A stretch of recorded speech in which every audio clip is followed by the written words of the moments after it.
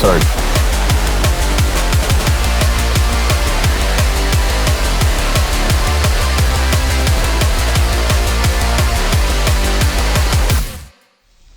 What's going on, everybody? This is Federico Ágreda Álvarez, professionally known as DJ Zardonic, and I am right here at the Native Instruments Brainworx studio in Langenfeld, Germany. And today I got something really interesting to show you guys, the BX Clipper Brainworx by Native Instruments. That's out right now. You can go grab it at www.plugin-alliance.com. Get a 14-day trial, or buy it as well, because it's actually amazing. And I'm using it on this session from a collaboration track that I did with my good friends from Shining. Amazing Norwegian band, for those who don't know, and for those who know, well, I hope you're excited about this one. And it's called Rave Until the Apocalypse. It's on my new album, Superstars, out right now on Monarch Music Group. And it sounds like that. Rave until the apocalypse.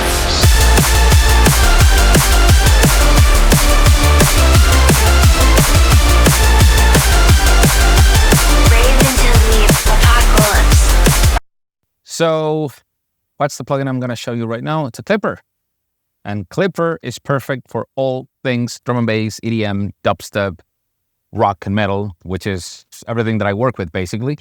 Yeah, this plugin is essentially made for you to make your track sound as loud as humanly possible, whilst retaining, I would say, a nice character, something that is desirable, something that is pleasant for your ears. I'm just going to show you really quick what I'm doing with it. Rave until the apocalypse.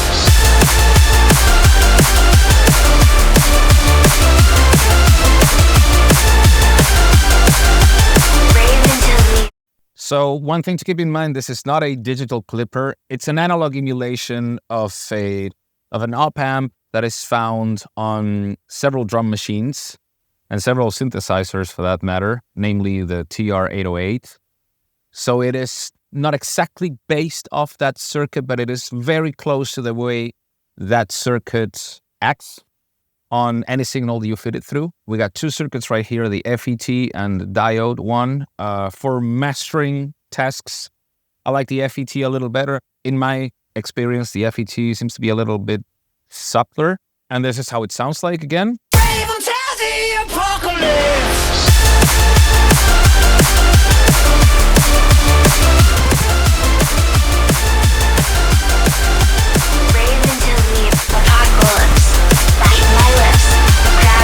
So you see we're getting at least 2 and a bit more dBs of loudness, but it still retains the character of the track, so to say. It does add a little bit of a tone to it, but it's not too invasive, and, well, you get the benefit of it, which is the loudness factor, which is something that is very important in electronic music. And this is not, different genres require different things, and if there's one thing that you'll find across all sorts of tracks from, hip-hop, drum and bass, dubstep, house, especially heavier genres like hardcore techno and that sort of thing, you'll find that the levels of, the loudness units are pretty ridiculous, to say the least, but they work for the genre.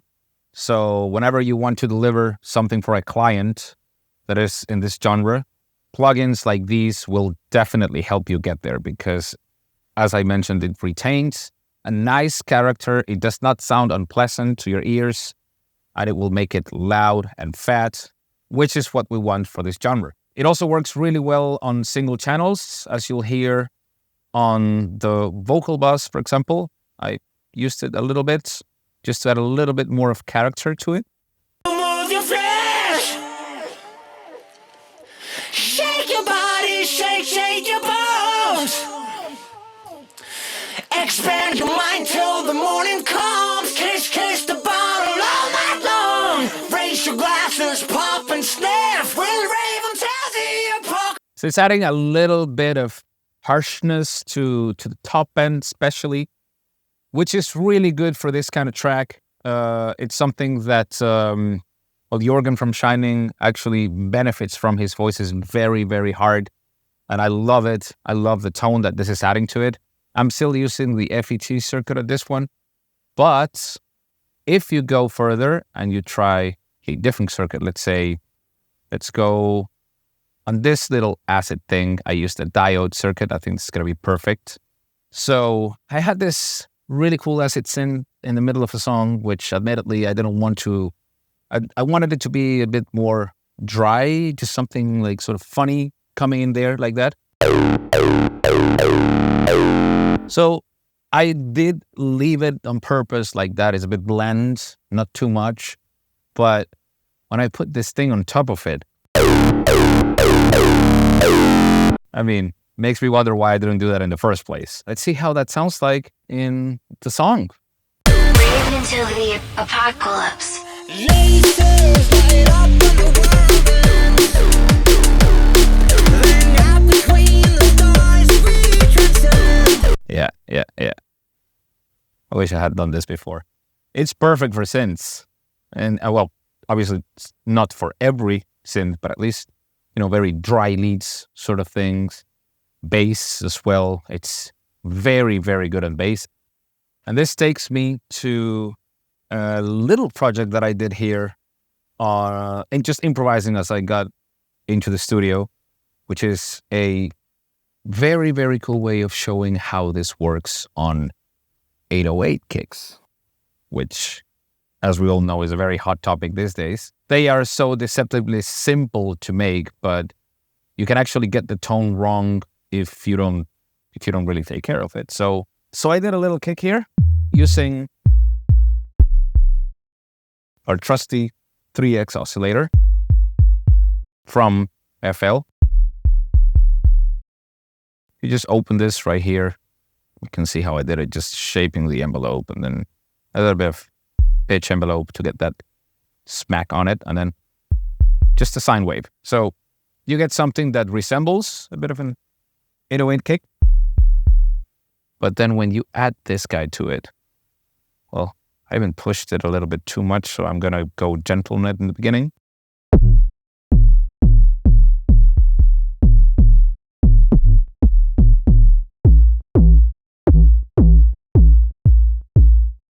Going up.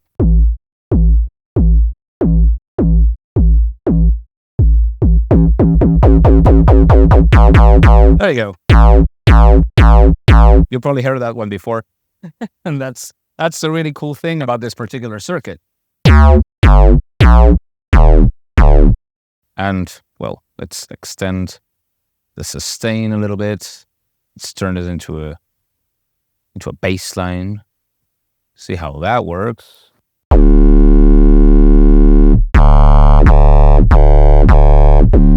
That tone. We wanted something loud. I don't think it's going to get any louder than this. And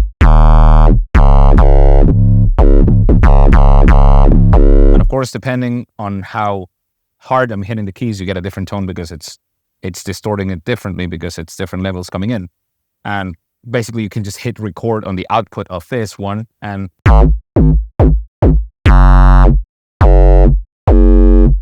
basically make a whole sample pack of bass sounds that you can then resample and then use in your projects, or might as well leave it like that. And speaking of loudness, let's go back to the mastering tasks. Mastering, my God, so many people would hate me for daring to use that word with what we are about to do. But hey, as I mentioned, different genres require different things. So this is a remix that I did with my good friend Pythius. We did this one for Monuments, which is an amazing metal band that was also produced by Mick of the Doom 2016 soundtrack fame, and an amazing composer and guitarist. Well, we had the opportunity of doing this remix for them.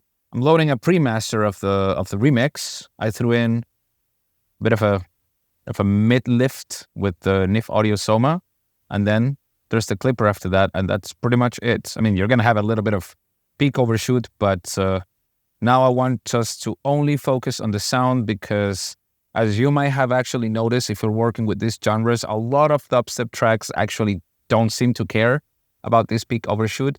Whether that's a good or a bad thing, that's up to you. Don't shoot the messenger. I'm just here to work according to a specific genre. So this is how the track sounds like without anything on it.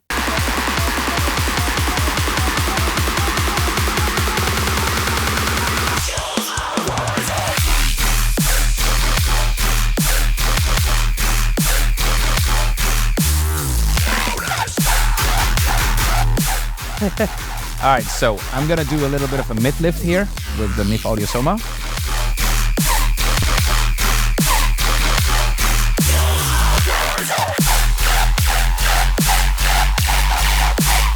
And now I have to turn down the output on the sound card because this is coming 9 dB in. And I think that's not even the loudest I can get it to, but let's start small.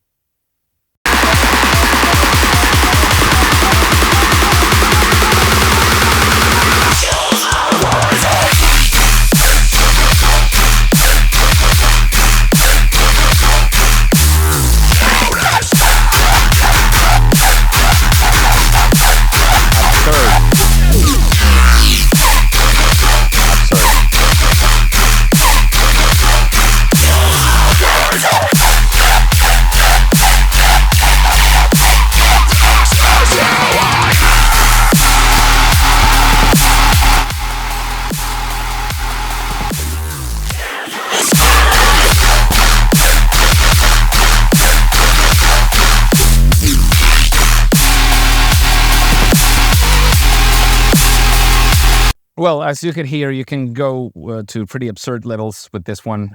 Some genres will allow for that, some genres will not. Dubstep is definitely one of them.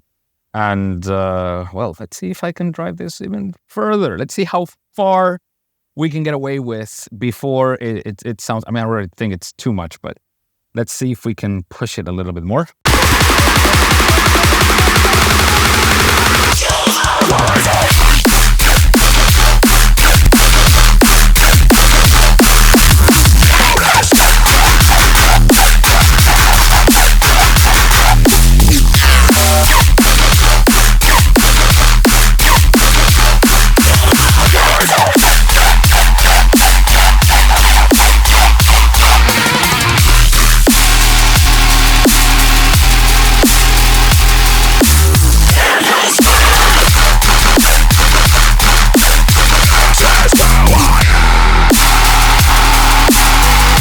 All right, that's enough.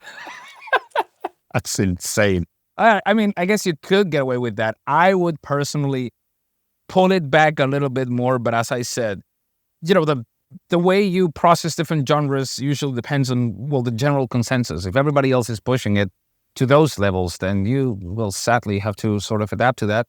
But I'm pretty sure, you know, you still have some wiggle room. It's not like you have to follow the herd that much. But generally speaking, you still need to be able to deliver those sort of results. Like maybe it's a matter of taste, really, how much distortion your ears are willing to take. Sometimes that's actually something pleasant. In my particular opinion, there's a certain point after which it just doesn't make sense anymore. Having something like an analog emulation of a proper clipper circuit at least lets you do it in a pleasant way. Like you're not going to get something that's going to pierce your ears too much, but it's still going to keep a nice tone to it. The final example that I wanted to use this one with is a pre-master of a track that I mixed for my very good friend Carl Sentence of Nazareth and Persian Risk fame. He's working on his new solo album, and he very kindly gave me permission to use one of his pre-masters. This track is not released as of yet. Maybe it will be released at some point while you're looking at the video. But this is Crazy by Carl Sentence. Let's see how far we can drive this in a way that helps the sound.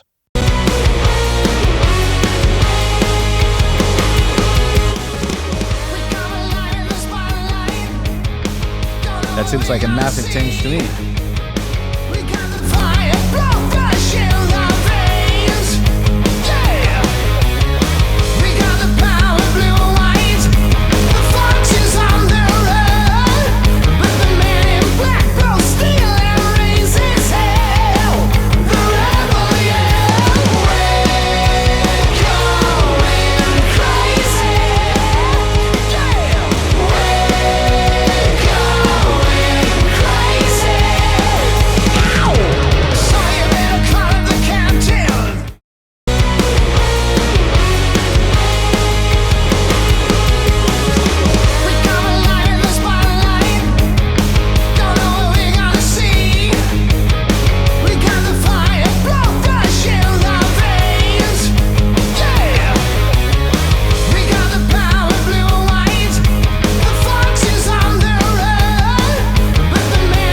pretty loud, but the distortion in the diode circuit seems to be benefiting the music a bit more because it's heavy.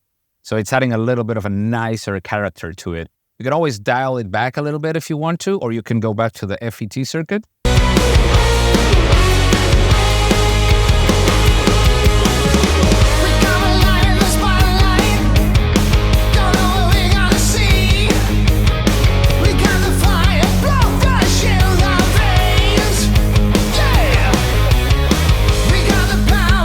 You have a little bit of a different character, so to say. So it's just to prove that this thing is actually very, very diverse. You can work with pretty much any genre, any source. It'll always affect it in a good or a bad way, depending on how much you want to push it.